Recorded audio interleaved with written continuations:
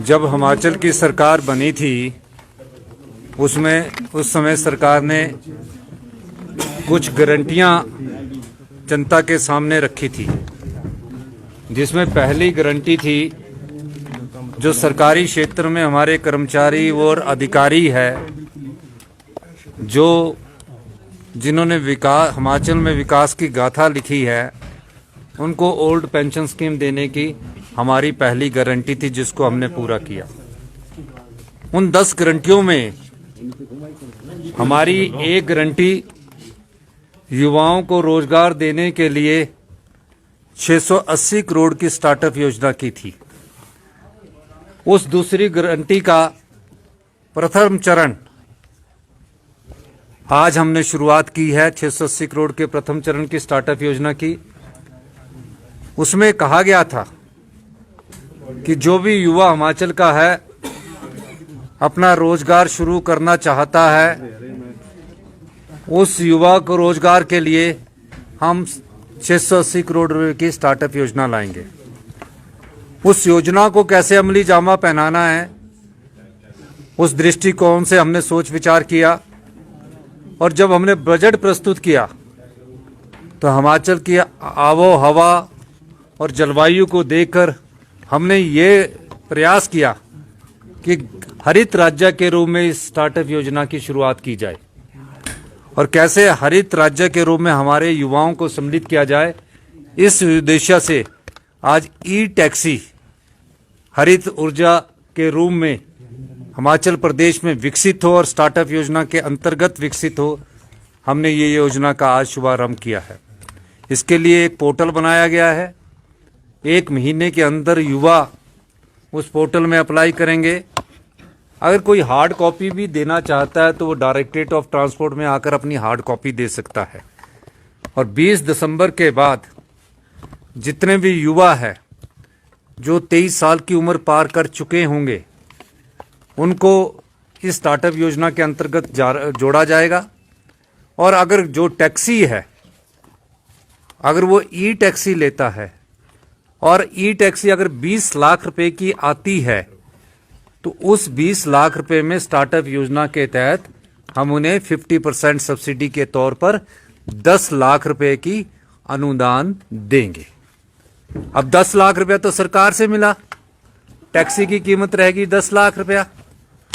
उसको कैसे 10 लाख को वो आने वाले समय में अपने स्वरोजगार से जोड़ेगा और अपने परिवार का पालन पोषण करेगा।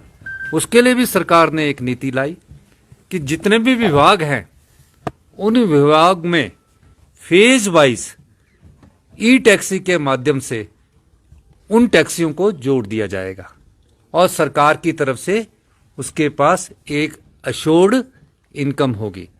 और जिस रेशो पर वो गाड़ी आई होगी तो उसको 40,000 रुपया या जितना भी उसके हिसाब से पैसा बनता होगा, वो उस पैसे को उनको हर महीने सरकार की तरफ से उपलब्ध करवाया जाएगा।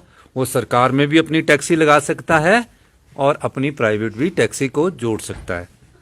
इस दृष्टिकोण से जब वो स्टार्टअप योजना के तहत आएगा तो जब अपनी मार्जिनल मनी वो 10 लाख में 1.5 लाख या 1 लाख देगा मान लीजिए, तो उसको कोलैटरल नहीं देना पड़ेगा। वो जो उसको देना पड़ता है कोलैटरल की अपनी अपना जमीन दो, अपने मकान के कागज दो, वो कुछ नहीं देना पड़ेगा। उसको सीधा ई टैक्सी का परमिट जारी होगा और जो हमारा लेबर विभाग है वो उनको बैंक से भी फाइनेंस की सुविधा प्रदान करेगा। उस बैंक के लोन की कंडीशंस को हम कम करने जा रहे हैं। इस दृष्टिकोण से जब उनके पास ट्रांसपोर्ट डिपार्टमेंट ई टैक्सी का परमिट जारी कर देगा, वो युवा लेबर विभाग में आएगा, अपनी रजिस्ट्रेशन करवाएगा और बैंक की सुविधा हमारा लेबर विभाग और सब्सिडी की सुविधा हमारा लेबर विभाग उनको उपलब्ध करवाएगा।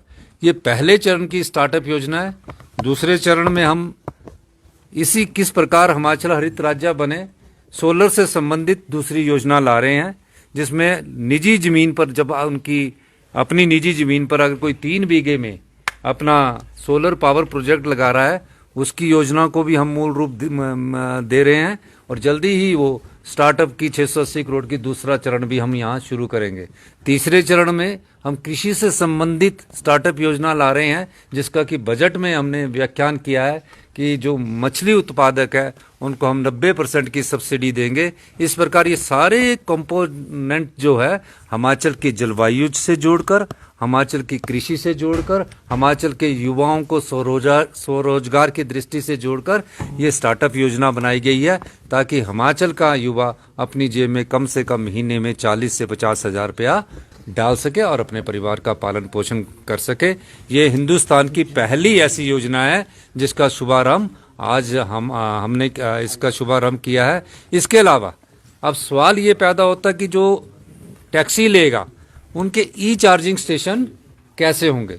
तो तकरीबन 17 जो हिमाचल प्रदेश के विभिन्न जिलों में आईयूसी, भारत पेट्रोलियम या एचपी पेट्रोलियम के जो पेट्रोल पंप लगे हैं, 1-2 महीने में वहां ई चार्जिंग स्टेशन हर डिस्ट्रिक्ट हेडक्वार्टर्स में लग जाएंगे।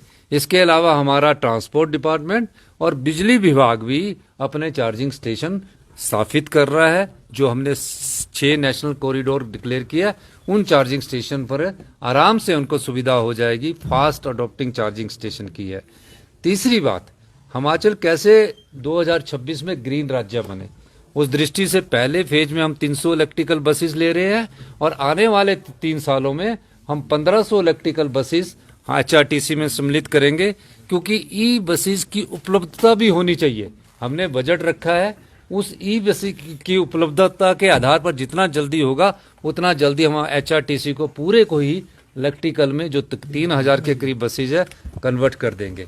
इसके अलावा हमने ये भी कहा है कि जो निजी बस ऑपरेटर है उसके भी हमने 107 बसों के परमिट जारी किए, जिसमें 24 इलेक्ट्रिकल बसेस है।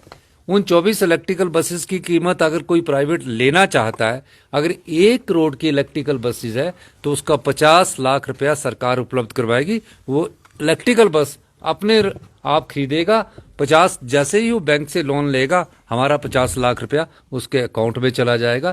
पहले चरण में हमने 24 बसों का इसको सम्मिलित किया और आने वाले समय में जैसे जैसे ही लोग इलेक्ट्रिकल गाड़ियों की तरफ जाएंगे और हम उनको सुविधा प्रदान करते जाएंगे।